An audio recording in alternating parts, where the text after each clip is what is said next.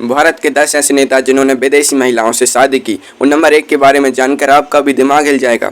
Number 10 से शुरू करते हैं और बात करते हैं ग्वालियर के राजघराने और कांग्रेस के दिग्गज नेता रहे माधवराव सिंधिया जी की। राजनीति में आने से पहले ही माधवराव सिंधिया जी का जलवा बिल्कुल राजा महाराजाओं जैसा था, और भाई हो भी क्यों ना, आखिरकार वो थे तो ग्वालियर के महाराजा ही। अब जब राजा साहब की शादी की बात आई तो मामला सिर्फ देश के अंदर कैसे सिमट जाता। उनके लिए रिश्ता आया सीधे सरहद पार से, यानी हमारे पड़ोसी देश नेपाल से। साल 1966 में माधवराव सिंधिया जी ने नेपाल के शाही राणा राजवंश की राजकुमारी किरण राज लक्ष्मी देवी से शादी की, जिन्हें शादी के बाद माधवी राज सिंधिया के नाम से जाना गया। इस शादी में दिल्ली से लेकर नेपाल तक ऐसा तगड़ा जश्न मना था कि उस जमाने के अखबारों में हफ्तों तक सिर्फ इसी रॉयल वेडिंग की चर्चा थी। हमारे देश के नेता वैसे तो नेपाल के साथ रोटी बेटी का रिश्ता बनाने की बातें मंचों पर कहते हैं, लेकिन माधवराव सिंधिया जी ने तो इस बात को सचमुच सीरियसली ले लिया और सीधे शादी ही कर ली। राजनीति में विरोधी भले ही उन पर कई तरह के तंज कसते थे, लेकिन जब बात विदेशी बहू लाने की आई तो सब देखते रह गए। इस शादी ने भारत और नेपाल के कूटनीतिक रिश्तों में तो कोई बदलाव किया या नहीं, ये अलग बात है, लेकिन दोनों देशों के राजघरानों के बीच एक ऐसा अटूट रिश्ता बना दिया जो आज भी इतिहास के पन्नों में दर्ज है। नंबर 9 पर आते हैं एक और बेहद रसूखदार और पढ़े लिखे नेता डॉक्टर करण सिंह जी। अब भाई, जम्मू कश्मीर की खूबसूरत वादियों में रहने वाले इंसान का दिल अगर किसी पर आएगा तो वो भी कोई बेहद खास ही होगी। डॉक्टर करण सिंह जी जम्मू कश्मीर के आखिरी शासक महाराजा हरि सिंह जी के बेटे हैं। जब देश आज़ाद हुआ और कश्मीर का भारत में विलय हुआ तो डॉक्टर करण सिंह जी ने केवल कश्मीर की बागडोरी नहीं संभाली, बल्कि वो भारत सरकार में केंद्रीय मंत्री और कई देशों में भारत के राजदूत भी रहे। अब ट्विस्ट ये है कि माधवराव सिंधिया जी की तरह डॉक्टर करण सिंह जी का दिल भी नेपाल की वादियों में ही जाकर अटका। साल 1950 में डॉक्टर करण सिंह जी की शादी नेपाल के राणा राजवंश की राजकुमारी यशो राज लक्ष्मी जी से हुई। ये वो दौर था जब भारत और नेपाल के बीच राजशाही और लोकतंत्र के बीच एक नया संतुलन बन रहा था। ऐसे में एक भारतीय नेता और कश्मीरी राजकुमार का नेपाली राजकुमारी से शादी करना उस वक्त की राजनीति में एक बहुत बड़ी खबर थी। हमारे देश में नेताजी लोग अमूमन अपनी शादी ब्याह की बात को बहुत ही घरेलू और सादगी भरा दिखाने की कोशिश करते हैं ताकि वोटर बुरा न मान जाए, लेकिन डॉक्टर करण सिंह जी ने अपनी इस इंटरनेशनल शादी को हमेशा पूरे गर्व के साथ सामने रखा। विरोधी भी इस शादी पर ज़्यादा उंगली नहीं उठा पाए, क्योंकि नेपाल को भारत में हमेशा से एक भाई की तरह देखा जाता रहा है। नंबर 8 पर बात करते हैं एक ऐसे नेता की जिनका नाम सुनकर आज के दौर के नेताओं के पसीने छूट जाएं। हम बात कर रहे हैं M.N. रॉय जी की, जिन्हें भारत में कम्युनिस्ट आंदोलन का जनक माना जाता है। अब जरा मजाक देखिए, M.N. रॉय जी की पूरी जिंदगी कार्ल मार्क्स की विचारधारा पर चले, यानी पूंजीवाद के कट्टर दुश्मन रहे, लेकिन जब दिल लगाने की बारी आई तो उन्होंने दिल कहाँ लगाया, सीधे दुनिया के सबसे बड़े पूंजीवादी देश अमेरिका में। जी हाँ, M.N. रॉय जी ने एक अमेरिकी मूल की महिला एलेन गोड्सचॉक से शादी की थी। एलन कोई आम महिला नहीं थी, वो खुद एक बेहद बुद्धिजीवी और क्रांतिकारी विचारों वाली महिला थी। जब M.N. रॉय जी ब्रिटिश सरकार की आंखों में धूल झोंककर पूरी दुनिया में क्रांति की अलख जगा रहे थे, तब अमेरिका में उनकी मुलाकात एलन से हुई। एलन उनके विचारों से इतनी प्रभावित हुई कि उन्होंने अपना सब कुछ छोड़कर भारत आने का फैसला कर लिया। उन्होंने भारत के स्वतंत्रता संग्राम में M.N. रॉय जी का कंधे से कंधा मिलाकर साथ दिया। अब इसे राजनीति का सबसे बड़ा विरोधाभास कहिए या प्यार की ताकत। जो नेता दिन रात अमेरिका और उसकी पूंजीवादी नीतियों को कोसता था, उसी नेता के घर में एक अमेरिकी महिला राज करती थी। आज के ज़माने में अगर कोई कम्युनिस्ट नेता किसी अमेरिकी से शादी कर ले तो सोशल मीडिया पर ट्रोलर्स उसका जीना हराम कर देंगे, लेकिन M.N. रॉय जी और एलन की जोड़ी ने यह साबित किया कि जब क्रांति और प्यार का मेल होता है तो कोई भी सरहद या विचारधारा आड़े नहीं आती। नंबर 7 पर हैं भारत के इतिहास के वो महान क्रांतिकारी और नेता जिन्होंने अंग्रेजों की नाक में दम कर दिया था, रास बिहारी बोस जी। साल 1912 में लॉर्ड हार्डिंग पर बम फेंकने की साजिश रचने के बाद अंग्रेज से हाथ धोकर रास बिहारी बोस जी के पीछे पड़ गए थे। ब्रिटिश पुलिस से बचने के लिए वो भेष बदल कर सीधे जापान भाग गए। जब अंग्रेजों को लगा कि वो जापान में जाकर चुपचाप छिप जाएंगे, लेकिन नेताजी तो नेताजी थे, वो वहां जाकर भी शांत नहीं बैठे। जापान में ब्रिटिश सरकार लगातार जापानी सरकार पर दबाव बना रही थी कि रास बिहारी बोस जी को भारत के हवाले किया जाए। इसी बीच जापान के एक रसूखदार परिवार ने उन्हें अपने घर में पनाह दी। उस परिवार की बेटी थी तोशिको सोमा। तोशिको सोमा को रास बिहारी बोस जी की देशभक्ति और उनके जज्बे से प्यार हो गया। जापानी सरकार के डिपोर्टेशन ऑर्डर से बचने और रास बिहारी बोस जी को जापानी नागरिकता दिलाने के लिए तोशिको के परिवार ने दोनों की शादी कराने का फैसला लिया। साल 1918 में दोनों की शादी हो गई। यह शादी सिर्फ दो दिलों का मिलन नहीं था, बल्कि यह ब्रिटिश हुकूमत के मुंह पर एक जोरदार तमाचा था। शादी के बाद रास बिहारी बोस जी को जापान की नागरिकता मिल गई और अंग्रेज हाथ ही मलते रह गए।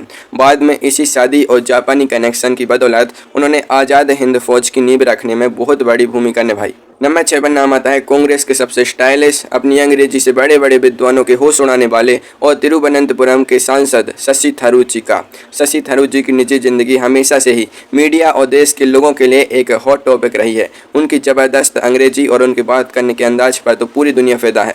लेकिन क्या आप जानते हैं कि उनकी पर्सनल लाइफ में भी एक इंटरनेशनल ट्विस्ट है। साल 2007 में अपनी बेहद चर्चित पत्नी सुनंदा पुष्कर से शादी करने से पहले शशि थरूर जी ने क्रिस्टा जाइल्स से शादी की थी। क्रिस्टा जाइल्स कोई आम महिला नहीं थी, वो कनाडा की एक बेहद सीनियर डिप्लोमेट थी और संयुक्त राष्ट्र यानी यूएन में एक बड़े पद पर कार्यरत थी।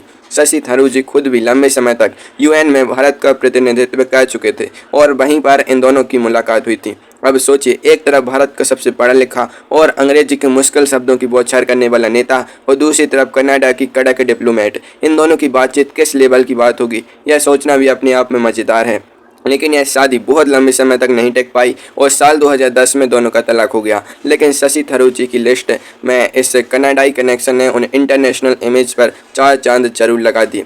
आज भी जब संसद में विदेशी मामलों पर चर्चा होती है तो थरूर साहब का अंदाज देखने लायक होता है। आगे बढ़ने से पहले एक छोटा सा मिथ बस्ता है जो सोशल मीडिया की अफवाहों की हवा निकाल देगा। इंटरनेट पर अक्सर लोग सर्च करते हैं कि क्या बिहार के पूर्व उप मुख्यमंत्री तेजस्वी यादव जी की पत्नी विदेशी हैं क्योंकि उनका नाम रासेल गुडिन हनु है। तो भैया आपको बता दें कि यह बिल्कुल झूठ है। तेजस्वी यादव जी की पत्नी राजश्री जी ईसाई जरूर हैं, लेकिन वो मूल रूप से हरियाणा की रहने वाली हैं और पूरी तरह से भारतीय हैं, इसलिए अफवाहों पर ध्यान मत दीजिए। और चलिए अब बढ़ते हैं अपने अगले नंबर की तरफ। नंबर 5 पर आते हैं कश्मीर की राजनीति के सबसे कद्दावर और हमेशा अपने बिंदास अंदाज के लिए जाने जाने वाले नेता फारूक अब्दुल्ला जी। फारूक अब्दुल्ला जी की उम्र भले ही 80 पार हो चुकी है, लेकिन उनका जोश और डांस करने का अंदाज आज के युवाओं को भी मात देता है। अब ऐसे जिंदादिल नेता की लव स्टोरी भी तो उतनी ही दिलचस्प होगी। बात उस समय की है जब फारूक अब्दुल्ला जी डॉक्टरी की पढ़ाई करने के लिए ब्रिटेन यानी यूके गए हुए थे। वहाँ एक अस्पताल में उनकी मुलाकात मौली नाम की एक ब्रिटिश नर्स से हुई। फारूक जी ने कश्मीरी चार्म और उनकी बातों के जाल में मौली जी ऐसी फंसी कि उन्होंने अपना दिल दे दिया। साल 1968 में दोनों ने शादी कर ली। शादी के बाद मौली अब्दुल्ला कश्मीर आ गईं और उन्होंने यहाँ की संस्कृति को पूरी तरह अपना लिया। जम्मू कश्मीर के पूर्व मुख्यमंत्री उमर अब्दुल्ला जी इन्हीं के बेटे हैं। कश्मीर की घाटी में जहाँ राजनीति हमेशा बेहद तनावपूर्ण और कड़क रहती है, वहाँ फारूक अब्दुल्ला जी का एक ब्रिटिश मैम को अपने घर की बहू बनाना उस दौर में एक बहुत बड़ी राजनीतिक हलचल थी। विरोधी अक्सर फारूक जी के ऐसे विदेशी कनेक्शन को लेकर उन पर तंज कसते थे, लेकिन फारूक जी ने कभी इन बातों की परवाह नहीं की और हमेशा अपनी शादीशुदा जिंदगी को खुलकर जिया। नंबर 4 पर बात करते हैं भारत के एक ऐसे नेता के जिनका नाम इतिहास के पन्नों में स्वर्ण अक्षरों में दर्ज है। भारत के पूर्व राष्ट्रपति के.आर. नारायण जी। के.आर. नारायण जी भारत के पहले ऐसे दलित राष्ट्रपति थे जिन्होंने अपनी काबिलियत के दम पर देश के सबसे ऊंचे पद को सुशोभित किया। राजनीति में आने से पहले वो एक बेहद काबिल IFS यानी भारतीय विदेश सेवा के अधिकारी थे। साल 1948 में जब उनकी पोस्टिंग म्यांमार जिसे उस वक्त बर्मा कहा जाता था वहाँ हुई तो उनकी मुलाकात एक बर्मा की रहने वाली महिला टिन से हुई। टिन एक बेहद एक्टिव सोशल वर्कर थी। दोनों के बीच प्यार हुआ और बात शादी तक पहुँच गई। लेकिन यहाँ आया एक बहुत बड़ा सरकारी ट्विस्ट। उस जमाने के नियमों के मुताबिक कोई भी भारतीय डिप्लोमेट किसी विदेशी नागरिक से शादी नहीं कर सकता था। के.आर. नारायण जी ने हार नहीं मानी और उन्होंने सीधे तत्कालीन प्रधानमंत्री जवाहरलाल नेहरू जी को चिट्ठी लिखकर शादी की इजाज़त मांगी। नेहरू जी ने उनकी काबिलियत को देखते हुए नियमों में ढील दी और विशेष मंजूरी दी। शादी के बाद टिन ने अपना नाम बदलकर उषा नारायणन रख लिया। जब के.आर. नारायणन जी देश के राष्ट्रपति बने तो उषा नारायणन जी भारत की पहली ऐसी फर्स्ट लेडी बनी जो विदेशी मूल की थी। यह भारतीय राजनीति के एक ऐसी खूबसूरत प्रेम कहानी है जो बताती है कि अगर इरादे पक्के हों तो सरकारी नियम भी झुक जाते हैं। नंबर 3 पर आते हैं देश के पूर्व प्रधानमंत्री राजीव गांधी जी। यह एक ऐसा नाम है जिसके बारे में देश का बच्चा जानता है, लेकिन इस लिस्ट में उनका जिक्र किए बिना यह वीडियो अधूरा रहेगा। राजीव गांधी जी की लव स्टोरी किसी बॉलीवुड फिल्म की स्क्रिप्ट जैसी है। साल 1965 में जब राजीव गांधी जी कैम्ब्रिज यूनिवर्सिटी में पढ़ रहे थे तब उनकी मुलाकात एक इटालियन लड़की एदविगो अंतोनिया अल्बिना माउनी से हुई। जिन्हें आज पूरी दुनिया सोनिया गांधी के नाम से जानती है। सोनिया जी उस वक्त कैम्ब्रिज के एक रेस्तरां में पार्ट टाइम काम करती थीं।